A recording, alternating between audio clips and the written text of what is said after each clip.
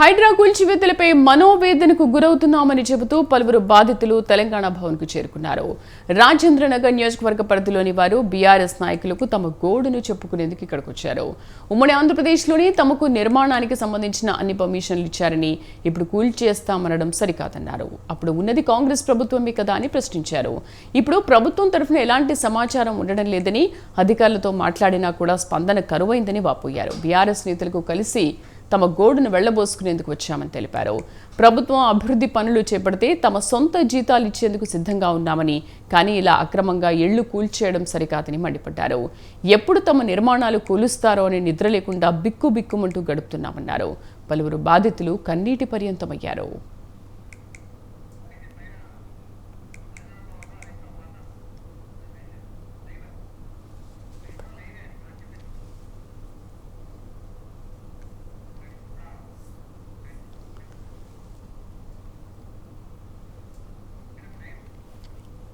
ఇక తెలంగాణ భవన్కు హరీష్ రావు, సబితా ఇంద్రారెడ్డి వచ్చారు. హైడ్రా బాధితులతో మాట్లాడి వివరాలు తెలుసుకున్నారు. ప్రస్తుతం హరీష్ రావు మాట్లాడుతున్నారు.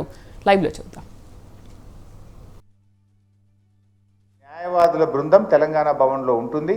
మీకు ఎందుకంటే ఒక్కొక్కరిగా మీరు వెళ్ళి కేసులు వేయాలంటే వేయలేరు, మీకు అనుభవం తక్కువ ఉంటుంది. తప్పకుండా న్యాయపరంగా హైకోర్టు నుంచి రక్షణ కల్పించడానికి మా న్యాయవాదుల బృందం మీకు పూర్తిగా సహకరిస్తుంది. ఇక్కడే భవన్లోనే ఉంటారు. మీరు ఎవరైనా రావచ్చు, కలవచ్చు, మీరు పేపర్స్ ఇవ్వండి. మేమే మీ తరఫున న్యాయ పోరాటం చేసి మీకు రక్షణ కవచంగా మేము నిలబడతాం. రెండు, మా శాసనసభ్యుల బృందం కూడా మీ దగ్గరకు వస్తాం. ఇలా కేటీఆర్ గారికి జ్వరం ఉంది బాగా, బట్ మా ఎమ్మెల్యేస్ టీం కూడా మీ దగ్గరకు వస్తాం. వచ్చి విజిట్ చేసి మీకు భరోసా కల్పించి ప్రభుత్వం మీద ఒత్తిడి పెంచేటువంటి ప్రయత్నం కూడా చేస్తాం.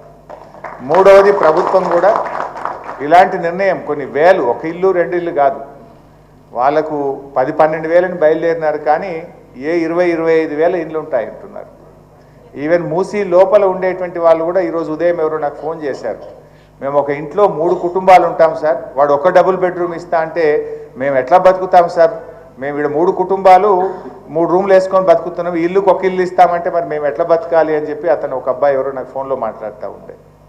ఇంకోటి ఏంటంటే, డబుల్ బెడ్రూమ్ ఎక్కడో నువ్వు ఊరవతలు ఇస్తావు, నీ పిల్లలు ఇక్కడ చదువుతూ ఉంటారు, నీ ఉద్యోగం అక్కడెక్కడో పక్కనే పని చేసుకుంటూ ఉంటారు. అఫ్కోర్స్ మీరేమో మిడిల్ క్లాస్ ఉన్నట్టున్నారు, బట్ పేదవాళ్ళు కొంతమంది ఆ మూసీలో ఉండేవాళ్ళు ఆ దగ్గర ఇళ్లలో పని చేసుకుంటుంటారు, ఆటో నడుపుతుంటారు, రిక్షా దొక్కుతుంటారు, హమాలీ పని చేస్తుంటారు, లేదా అక్కడేదో చిన్న చిన్న షాపుల్లో, వెల్డింగ్ షాపుల్లో ఇంకెక్కడో పని చేస్తుంటారు. నువ్వు ఎక్కడో 30 కిలోమీటర్ల దూరంలో డబుల్ బెడ్రూమ్ ఇస్తే అక్కడి నుంచి ఇక్కడ రావడం ఎలా, బతకడం ఎలా, ఆ పిల్లలు ఎక్కడ చదువుకోవాలి? ఇవన్నీ ఆచరణ సాధ్యం కానటువంటివి, ప్రాక్టికల్గా నాట్ పాసిబుల్. అంటే ఇవన్నీ కూడా బతుకుదెరువు నువ్వు కూడా నడవాలి కదా. నువ్వు ఎక్కడో ఇల్లు తీసి పడేస్తే 30 కిలోమీటర్ల దూరం ఇల్లు ఇస్తా అంటే ఆయన బతికేలా నడవాలి? అక్కడ పని దొరుకుతుందా? అక్కడ ఉపాధి దొరుకుతుందా? అక్కడ కొత్తగా ఉద్యోగం దొరుకుతుందా? ప్రాక్టికల్గా అది ఎలా సాధ్యమవుతుంది? ఇవన్నీ కూడా ప్రభుత్వం ఆలోచించాల్సిన అవసరం ఉంది. బట్ పర్టికులర్లీ మీరందరూ కూడా ముఖ్యంగా అప్పులు తీసుకొని ఇల్లు కట్టుకున్నటువంటి వాళ్ళు, మీ అందరికీ బ్యాంకుల్లో ఈఎంఐలు ఉన్నాయి.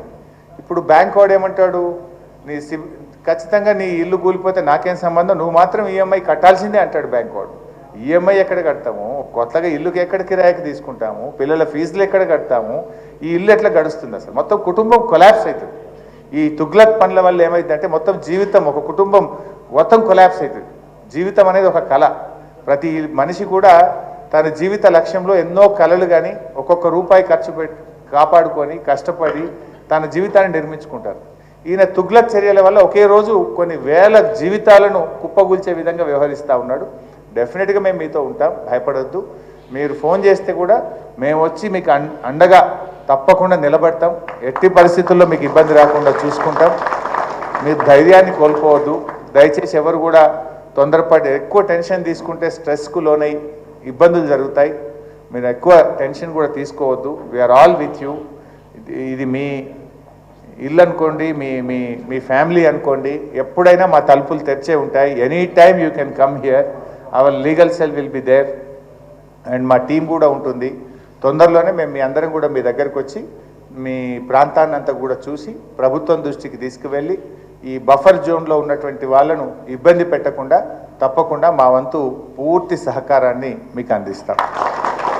మా గౌరవనీయులు సప్తక్క గారు మాట్లాడతారు. అందరికీ నమస్కారం. గౌరవనీయులు హరీష్ రావు గారు, వేదిక మీద ఉన్న సోదరులకు అందరికీ, ఉదయం 7 గంటలకే మీరు ఇక్కడికి వచ్చున్నారని తెలిసినప్పుడు సరే కొంత లేడీస్తో సహా పిల్లలతో సహా వచ్చినప్పుడు బాధ అనిపించింది. ఎందుకంటే ఒక సైడ్ ఇల్లు పోతుందనే టెన్షన్, ఒక సైడు ఎవరికి చెప్పాలని ఒక సైడు. ఖచ్చితంగా భవన్కి వెళ్తే ఇక్కడ మాకు భరోసా దక్కుతుందని ఇంత దూరం వచ్చిన మీకు అందరికీ ఆ భరోసా ఖచ్చితంగా కేసీఆర్ గారి నాయకత్వంలో మీకు ఇవ్వడం జరుగుతుందని మీకు అందరికీ మనవి చేస్తాను. నిన్న సాయంత్రం నేను మాట్లాడుతున్నా, మా బాబు నేను మీ వాళ్ళతో కొంతమందితో మాట్లాడాను, నేను ఒక 2-3 నేను చెప్పాను కూడా, టెన్షన్ పడకండి, మిమ్మల్ని అట్లా అంత ఈజీగా మీ దగ్గరికి వస్తే మేము చూస్తూ ఊరుకోము. కేసీఆర్ గారు ఖచ్చితంగా మాకు ఒక డైరెక్షన్ ఇచ్చారు. అన్ని పద్ధతిగా ఉన్నప్పుడు వాళ్ళ మీద దౌర్జన్యం, ప్రభుత్వమే దౌర్జన్యం చేస్తుంటే మనం చూస్తే ఎట్లా ఊరుకుంటాము. ఖచ్చితంగా వాళ్ళకి భరోసా ఇవ్వాలి. అది లీగల్గా పోతామా లేకపోతే ఫిజికల్గా అక్కడ పోయి నిల్చుంటామా, వాళ్ళకి మాత్రం భరోసా ఇవ్వాల్సిందే మనం అని చెప్పిన్నారని నిన్న కూడా మాట్లాడాను. మీరు ఇక్కడికి వచ్చారు. హరీష్ రావు గారు చెప్పినట్టు మేమందరం కూడా ఒకసారి అక్కడికి వస్తాం ఖచ్చితంగా. నాకు ఆ ప్రాంతం అంతా తెలుసు, గల్లీ గల్లీ తెలుసు నాకు ఆ ఏరియా అంతా. సో గల్లీ గల్లీ తెలుసమ్మా నాకు ఆ ఏరియా అంతా. కాబట్టి మీకు ఇబ్బంది రాకుండా చూసుకోవడానికి ఉంటామనేది ఒకసారి మీకు అందరికీ మనవి చేస్తున్నాం. మీరు చెప్పింది మళ్ళీ నేను రిపీట్ చేయను, హరీష్ రావు గారు చెప్పింది కూడా రిపీట్ చేయను. కానీ మీరు ఏ టైంలో అక్కడికి వచ్చిన్నారు, ఎంత ఇబ్బంది పడితే అక్కడ మీరు వచ్చినప్పుడైతే మెయిన్ రోడ్ కూడా చిన్నగా ఉండింది, అసలు చెట్లన్నీ దగ్గరకు ఉండి యాక్సిడెంట్స్ అవుతూ ఒక వెహికల్ వస్తే ఇంకొక వెహికల్ రాని పరిస్థితులలో ఉన్న పరిస్థితి చూస్తున్నాం. మీరు వచ్చినప్పుడు డ్రింకింగ్ వాటర్ కూడా చక్కగా లేదు అక్కడ. అప్పుడు అలాంటి టైంలో ఇవన్నీ ఇబ్బందులు ఎదుర్కొని మీరు ఇప్పుడు తను అన్నారు కదా, ఇప్పుడు కాస్త రిలాక్స్ ఉన్నామమ్మా, అప్పులు కొంచెం పోయి